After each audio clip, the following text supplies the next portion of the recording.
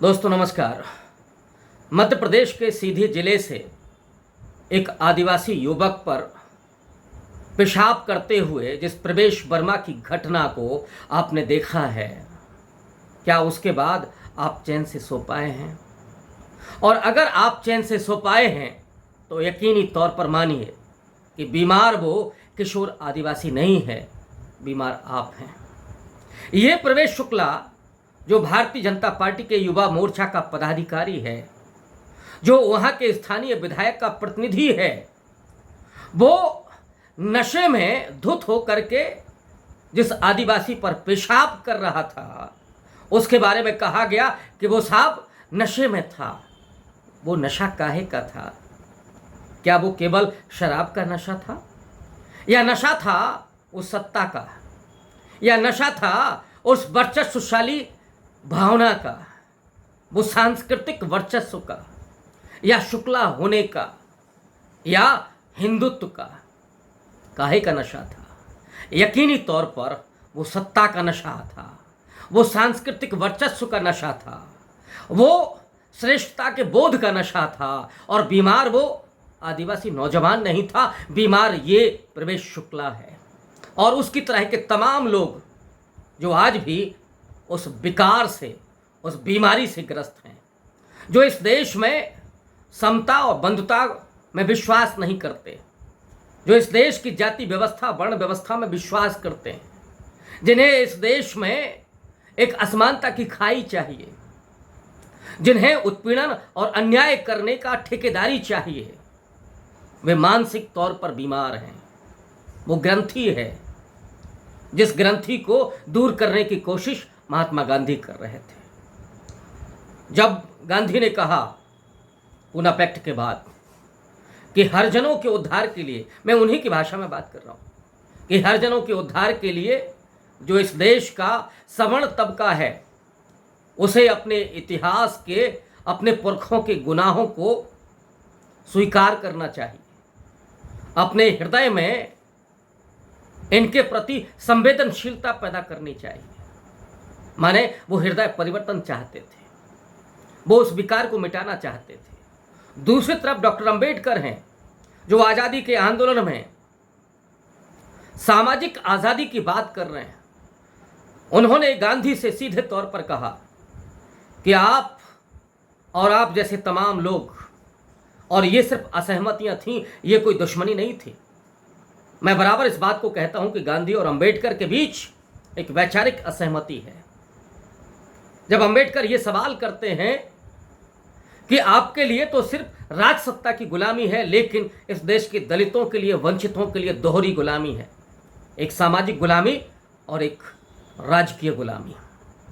पहले सामाजिक आज़ादी चाहिए इस देश के दलितों, वंचितों, आदिवासियों के लिए, तभी इस देश में राजनीतिक आज़ादी होनी चाहिए।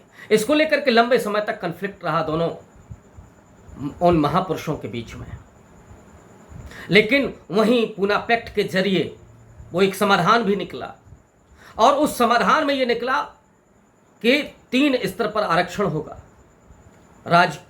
राजनीति में आरक्षण जो केवल 10 साल के लिए था, सरकारी नौकरियों और शिक्षण संस्थानों में आरक्षण जिसकी कोई समय सीमा नहीं थी, और राजनीतिक आरक्षण इसलिए था कि जब भी समाज में अन्याय होगा, जबकि समाज के लोगों का उत्पीड़न होगा, तो ये सामने खड़े होंगे। लेकिन पूना पैक्ट पर बाबा साहब अंबेडकर जिस बात को लेकर के चिंतित थे, वो यही वजह थी। आज जब मध्य प्रदेश में एक आदिवासी पर मूत्राभिषेक होता है, मैं उसी भाषा में बात कर रहा हूँ, तो मध्य प्रदेश के 47 एसटी विधायक बेजुबान होते हैं।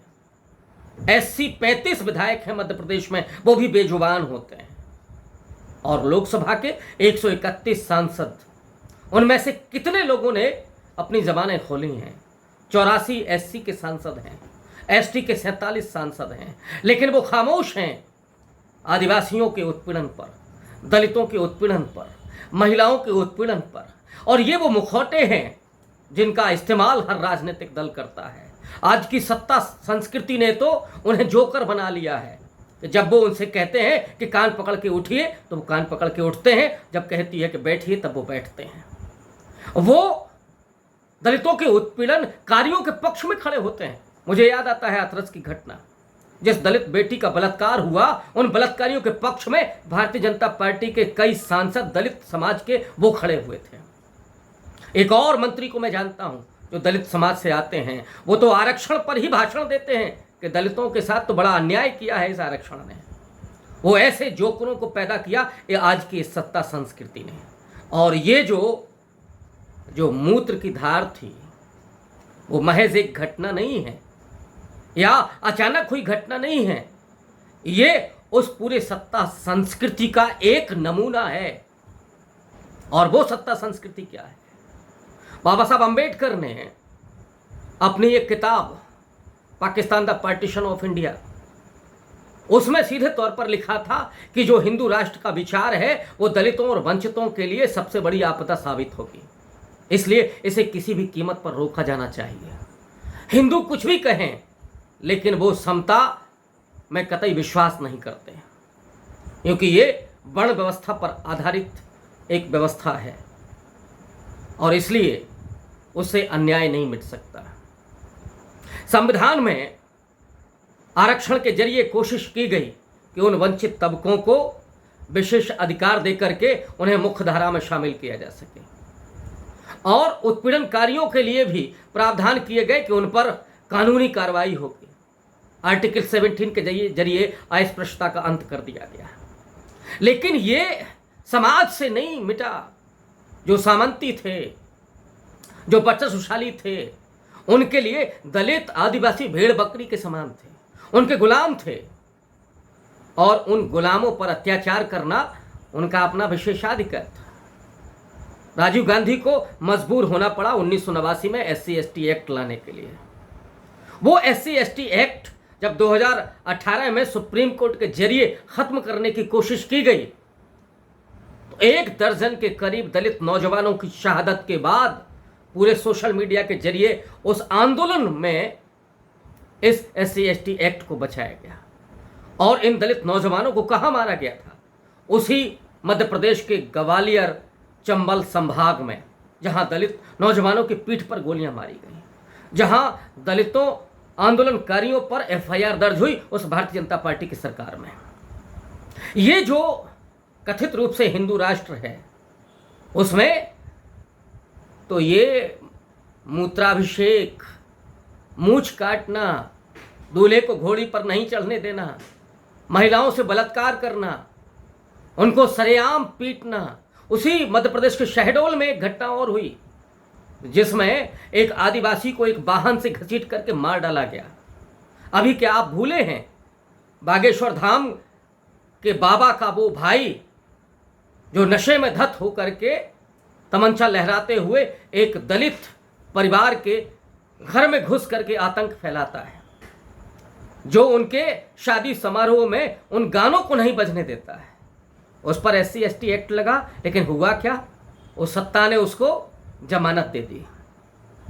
आज SC/ST एक्ट को भी नखदंत विहीन बना दिया गया। इस पर भी लगा, ये जो प्रवेश शुक्ला है उस पर भी SC/ST एक्ट लगा, NSA लगा, लेकिन पुलिस जिस तरह से व्यवहार उसके साथ कर रही है, ऐसा व्यवहार तो दामादों के साथ किया जाता है।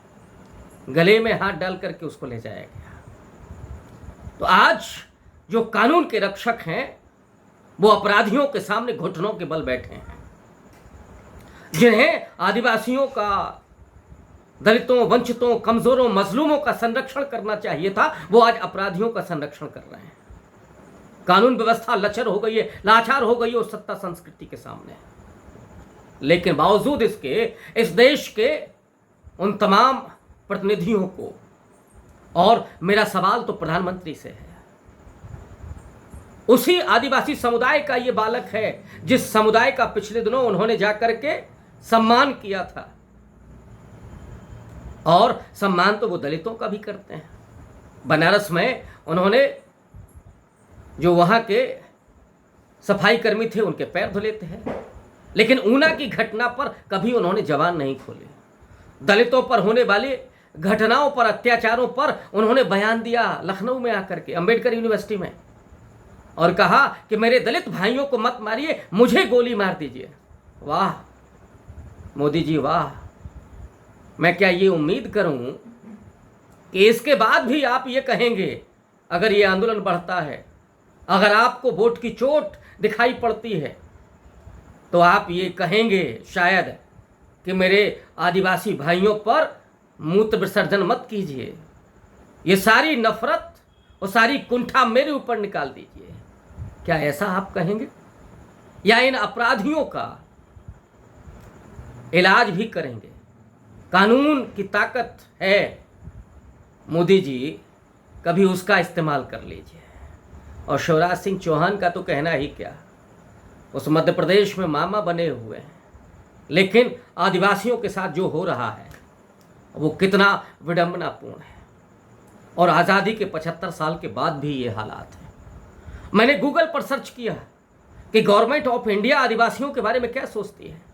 आज ये आज़ादी का अमृत महोत्सव नाम से एक पेज है और उसमें तमाम आदिवासी आंदोलनकारियों के नाम हैं बड़े सम्मान के साथ, कि जिन्होंने अंग्रेजी उपनिवेशवाद के खिलाफ विद्रोह किया था। उसमें बिहार के तिलका मांझी का नाम है, 1785 का विद्रोह जो जिन्होंने किया था। उसमें झारखंड के बुधू भगत का नाम है, छोटा नागपुर में 1832 में जिन्होंने ब्रिटिश हुकूमत के खिलाफ बिगुल बजाया था। उसमें सिद्धू कानू भाइयों का नाम है, जिन्होंने 1855 में संथाल हूल किया था, वो विद्रोह किया था। आंध्र प्रदेश के थम्मन डोरा अल्लूली सीताराम राजू का नाम है, जिनका 1862 का कोया विद्रोह उल्लिखित है। झारखंड के बिरसा मुंडा का मुंडा विद्रोह 1899 का वो भी उल्लिखित है। जतरा भगत का टाना भगत आंदोलन 1920 का, ये भी उस वेबसाइट पर मौजूद है। और उसमें मौजूद है छत्तीसगढ़ के गुंडाधुर का 1910 का आंदोलन। बस्तर में ब्रिटिश हुकूमत, ब्रिटिश शासन को गुंडाधुर ने समाप्त कर दिया था।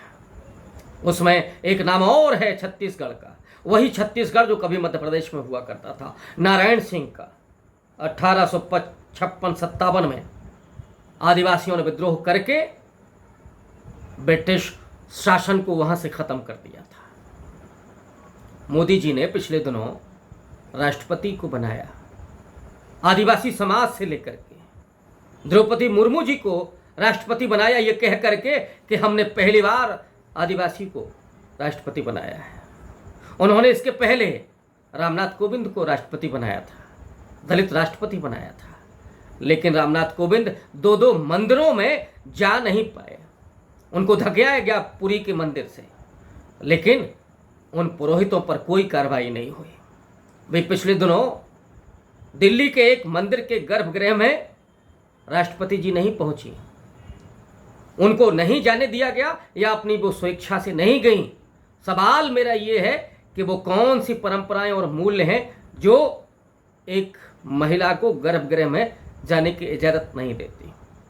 इन्हीं द्रौपदी मुर्मू जी को नई पार्लियामेंट के उद्घाटन में नहीं बुलाया गया। क्यों नहीं बुलाया गया? क्या वो आदिवासी हैं इसलिए, या इसलिए नहीं बुलाया गया क्या कि वो विडो हैं? क्या ये जो हिंदुत्ववादी हैं वो महिलाओं के प्रति इस तरह की सोच रखते हैं? ये सवाल क्यों आज भी उठते हैं कि इस देश में आदिवासियों और दलितों पर उत्पीड़न जारी है, उनके साथ अत्याचार जारी है। और उस मध्य प्रदेश में जहां देश के सर्वाधिक आदिवासी रहते हैं, मध्य प्रदेश की 22% आबादी आदिवासियों की है, लेकिन एनसीआरबी का जो डाटा कहता है कि पिछले 5 साल में आदिवासियों का उत्पीड़न बढ़ा है, उन पर अत्याचार बढ़े हैं। सर्वाधिक आदिवासियों पर अत्याचार होने वाला जो प्रदेश है वो मध्य प्रदेश है। ये जो उत्पीड़न है और ये जो हिकारत है, ये जो भेदभाव है, ये जो नफरत है, ये नफरत जो चली आ रही है जन्म जन्मांतर से, क्या वो दूर नहीं होगी? और अगर वो दूर नहीं होगी तो क्या हम एक राष्ट्र बनेंगे? क्या इस देश में यही मानसिकता चलती रहेगी?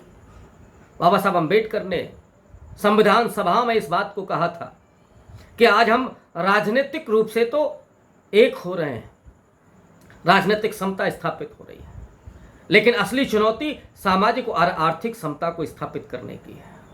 वो तो यहाँ तक कहते हैं कि अगर सामाजिक समता स्थापित नहीं होती है तो ये राजनीतिक लोकतंत्र खतरे में पड़ जाएगा। सवाल इस समाज के स्वाभिमान और सम्मान का है। क्या नरेंद्र मोदी ने 5 किलो राशन में आदिवासियों और दलितों के सम्मान और स्वाभिमान को खरीद लिया है? क्या उनका विधायक का प्रतिनिधि और युवा मोर्चा का पदाधिकारी उसको गारंटी मिल गई है कि वो पेशाब कर सकता है? और आज से नहीं, लंबे समय से हिंदुत्ववादियों की तरफ से कभी SC/ST एक्ट को खत्म करने की बात होती है, वो ये कहते हैं कि साहब इससे तो हमारा उत्पीड़न होता है।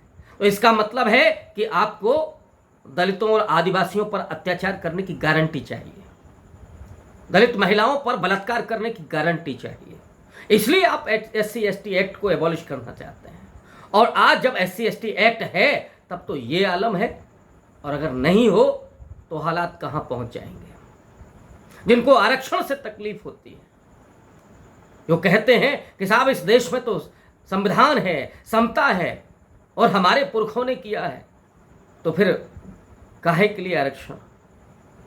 गांधी जी ने इस बात को बार बार कहा था, बाबा साहब अंबेडकर ने भी कहा था कि जो आरक्षण है वो मुआवजा है जो सदियों तक इस देश के दलितों, वंचितों, आदिवासियों को मानसिक रूप से, शारीरिक रूप से उनका उत्पीड़न किया गया, उनको कमजोर बना करके रखा गया, ये उसका मुआवजा है।